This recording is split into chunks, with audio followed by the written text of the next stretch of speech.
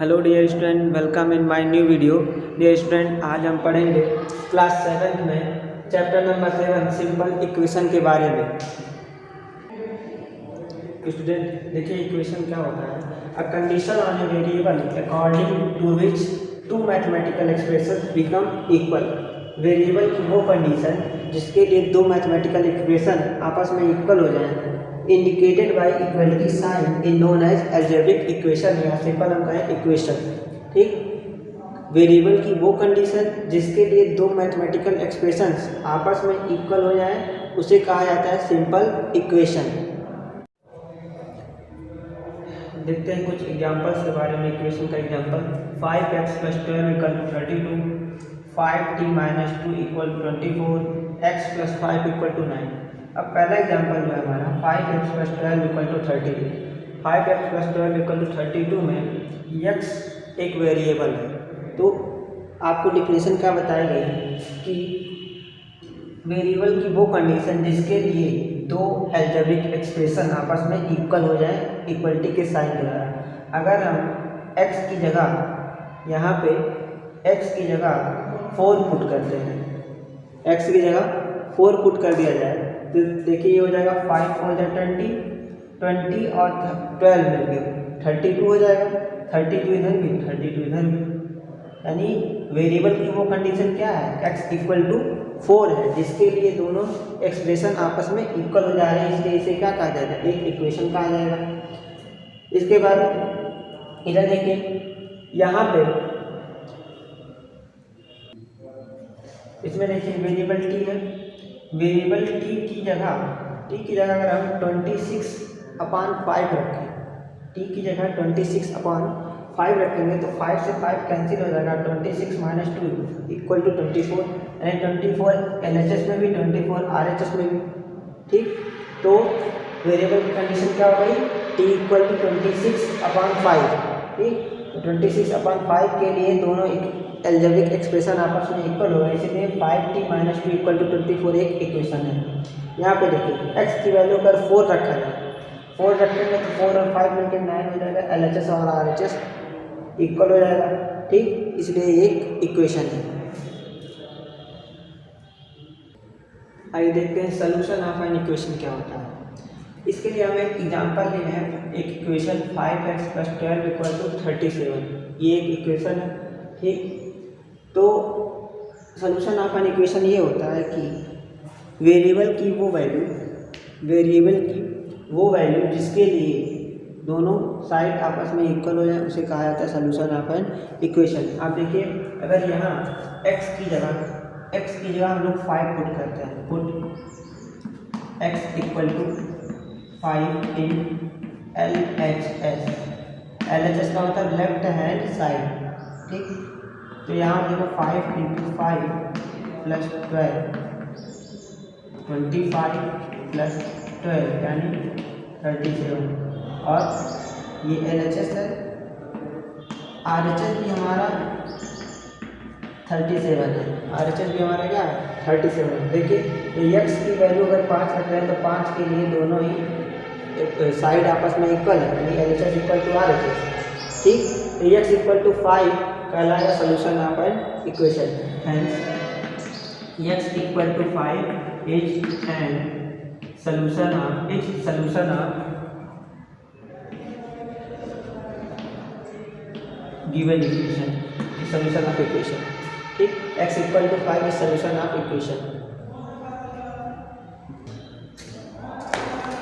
Student, किसी equation में हमेशा दोनों तरफ, इक्वेशन के दोनों साइड में LHS चाहे RHS में सेम चीज़ को जोड़ी या घटाई जा सकती है, ऐड या सब्ट्रैक्ट किया सकता है, या फिर मल्टीप्लिकेशन या डिवाइड किया सकता है। लेकिन सेम ही चीज़ से दोनों तरफ ऐड किया सकते हैं या सब्ट्रैक्ट किया सकता है, मल्टीप्लाई किया सकता है या डिवाइड किया सकता है।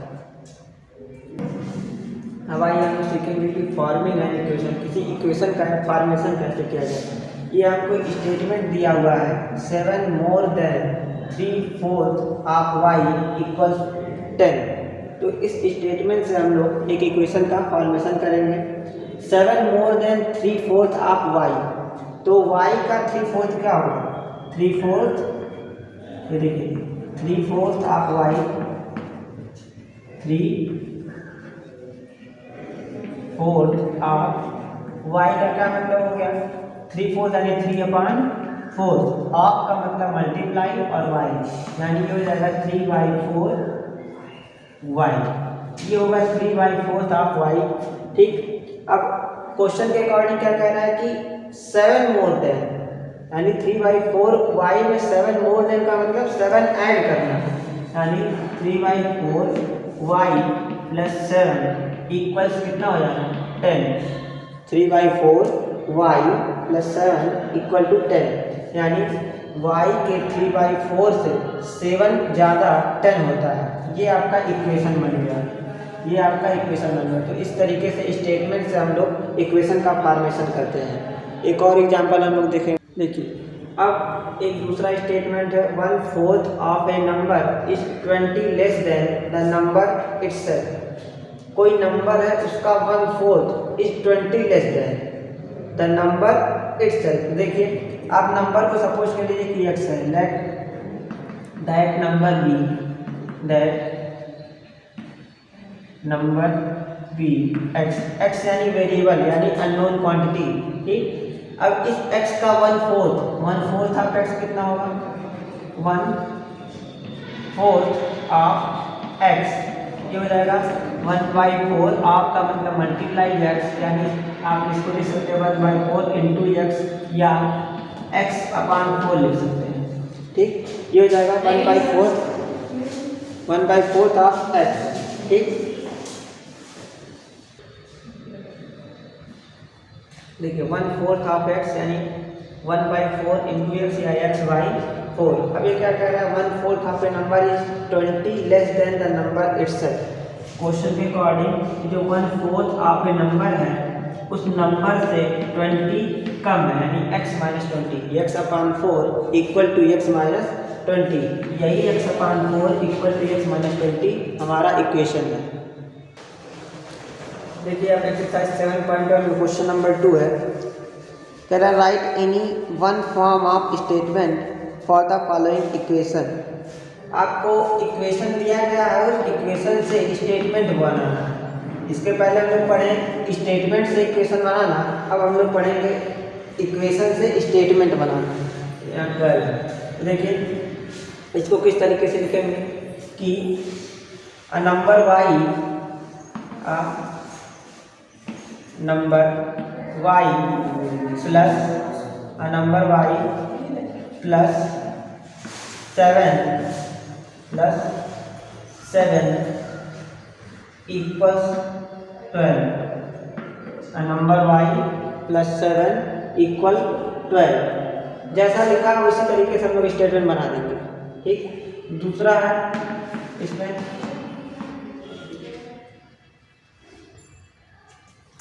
x माइनस का 8 इक्वल टू 12, x माइनस का 8 इक्वल टू 12। तो इसको किस तरीके से लिखेंगे कि 8 subtracted from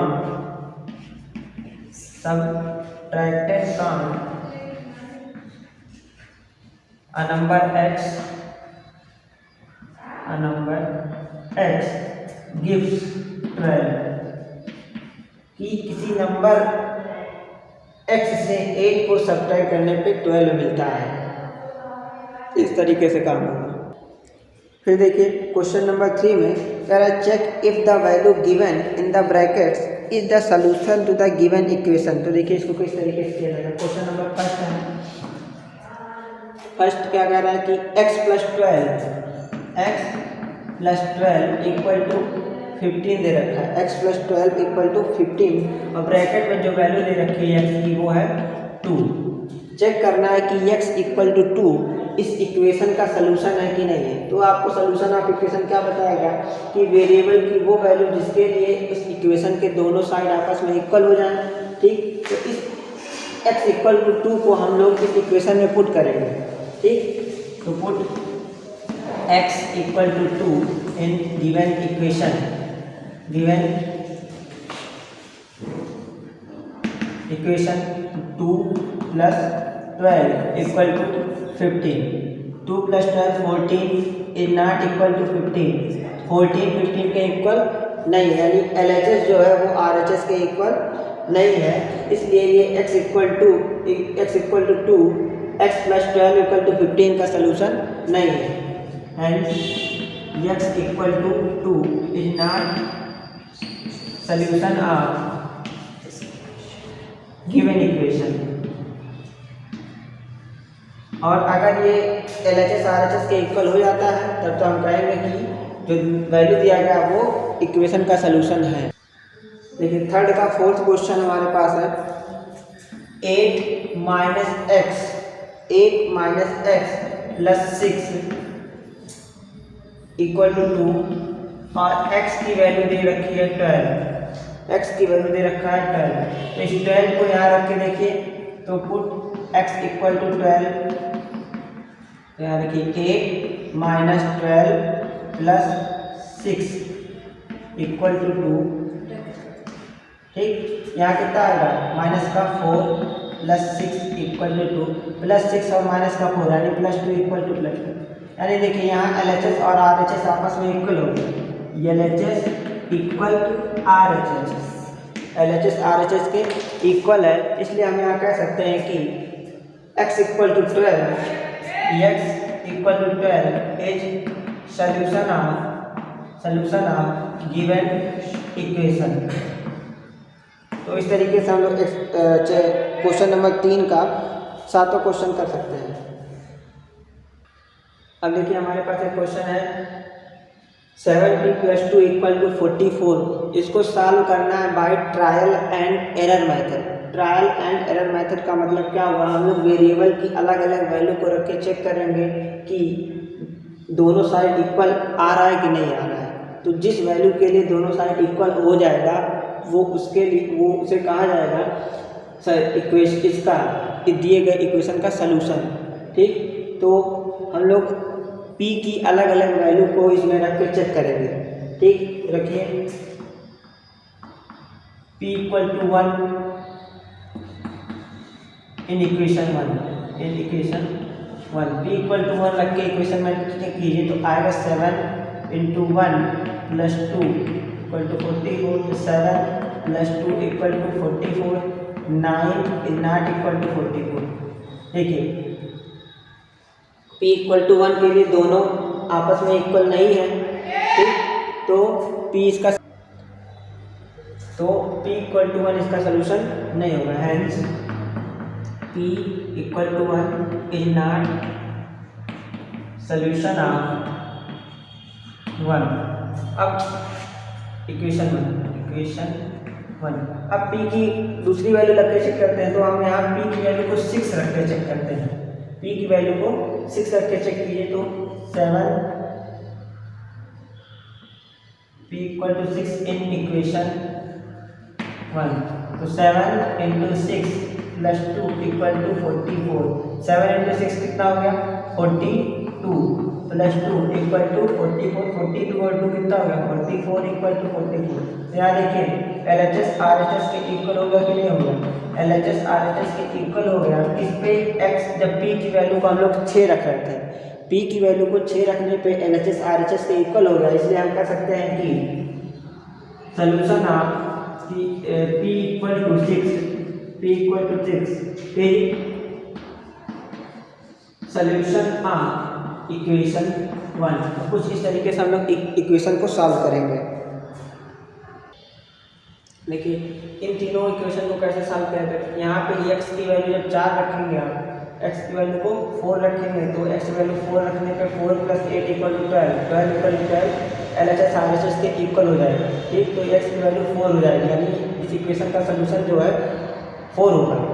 इस इक्वेशन में 5z - 8 = 7 है, तो z की वैल्यू को आप यहाँ रखेंगे 15/5, 15/5, 5 से 5 कैंसिल हो जाएगा, 15 - 8 आएगा 7, 7 = 7। तो इसका सलूशन हो जाएगा 15/5, या सीधे 3 लिख सकते हैं, 5 3 = 15, 15 - 8 7, यानी इसका सलूशन जो हो जाएगा z = 3। z = 3 इसका एक सलूशन है। यहाँ पे आप n की वैल्यू को -3 रख दीजिए, n की वैल्यू -3 रखेंगे तो 6 3 जा -18, 6 n की वैल्यू को जब -3 रखेंगे तो -18 आएगा, -18 और +21 प्लस का 3 तो +3 इक्वल टू +3, तो n की वैल्यू यहाँ पे -3 आएगा, यानी सोल्यूशन -3 हो जाएगा। अब देखिए क्वेश्चन नंबर 5 है। क्वेश्चन नंबर 5 में इक्वेशन का फॉर्मेशन करना है आपको। देखिए, Reema is wearing 6 less than twice the bangles worn by Seema. Reema is wearing 6 less than twice the bangles worn by Seema. Reema is wearing 26 bangles. Form an equation to find the number of bangles Seema is wearing. Seema कितना bangle पहन रही है वो उसका संख्या हमको बताना। तो हम लोग लिखेंगे, देखिए क्वेश्चन नंबर ये 5 है, ठीक। तो नंबर ऑफ बैंगल्स वॉर्न माने पहनना, बाई सीमा, ये सपोज कर लीजिए कि x है, सीमा जो है x बैंगल पहन रही है, ठीक। सीमा x बैंगल पहन रही है, ठीक है। उसके बाद number of bangles worn by Reema कितना पहन रही है। क्वेश्चन में क्या कह रहा है, क्वेश्चन में कह रहा है कि Reema is wearing 6 less than twice the bangle worn by Seema, ठीक। यानी सीमा के द्वारा जितना बैंगल पहना जा रहा है उसके ट्वाइस से 6 बैंगल कम पहन रही है रीमा, ठीक है ना। सीमा जितना बैंगल पहन रही है उसके ट्वाइस से 6 बैंगल कम रीमा पहन रही है, यानी रीमा कितना बैंगल पहन रही है 2x - 6। लेकिन क्वेश्चन में दिया गया है, क्वेश्चन में ये दिया गया है कि रीमा 26 बैंगल पहन रही है, ठीक। रीमा इज वियरिंग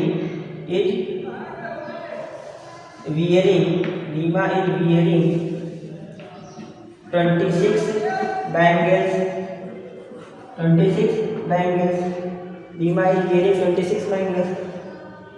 हैंस क्या हो जाएगा, लेकिन रीमा 2x - 6 इक्वल टू 26 हो जाएगा, है ना। लेकिन यहाँ भी क्या है 2x - 6, रीमा 2x - 6 भी नहीं पहले, लेकिन क्वेश्चन में आएगी 26, इसलिए 2x - 6 और 26 आपस में इक्वल हो जाएगा। 2x - 6 और 26 आपस में इक्वल हो जाएगा। एक बार क्वेश्चन को फिर समझिएगा। क्वेश्चन में कह रहा है कि रीमा सीमा के 2 गुने से 6 बैंगल कम पहन रही है। रीमा जो है सीमा के 2 गुने से 6 बैंगल कम पहन रही है, 6 चूड़ियाँ कम पहन रही है, ठीक। अगर रीमा 26 बैंगल पहन रही है तो सीमा द्वारा पहने गए बैंगल की संख्या बताइए, ठीक। तो हमने सपोज किया कि सीमा द्वारा पहना गया बैंगल वो x है। क्वेश्चन के अकॉर्डिंग रीमा कितना बैंगल पहनेगी, सीमा के 2 गुने से 6 कम, ठीक।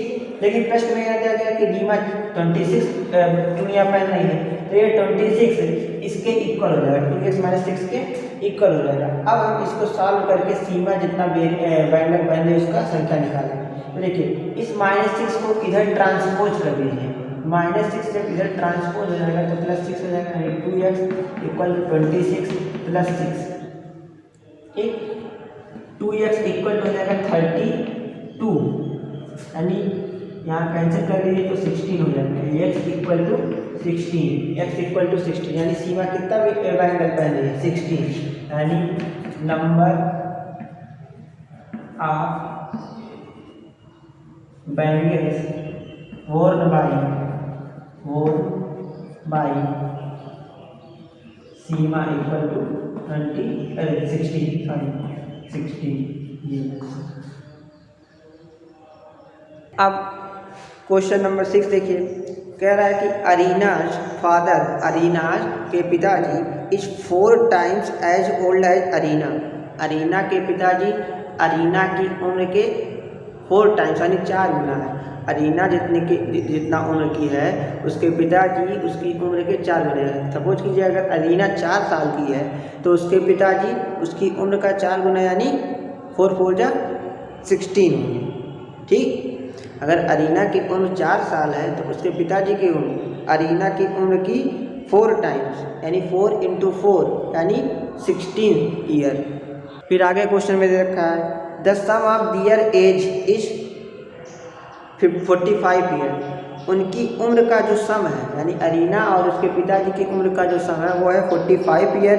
तो कह रहा है form an equation and find the Arina's age. तो यहाँ लिखेंगे लेट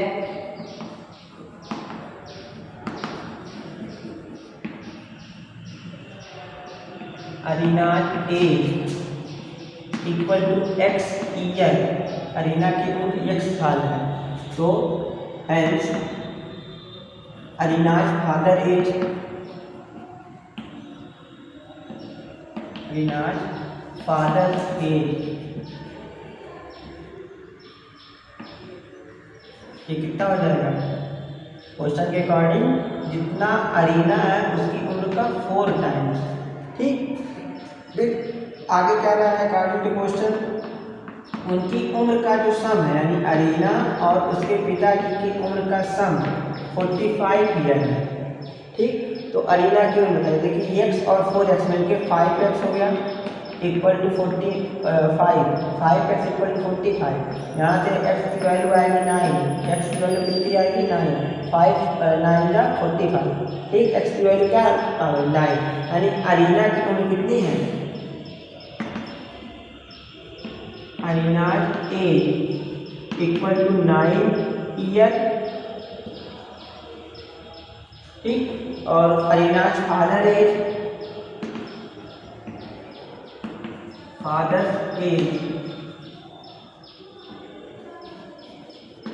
9 × 4 यानी 36 ईयर।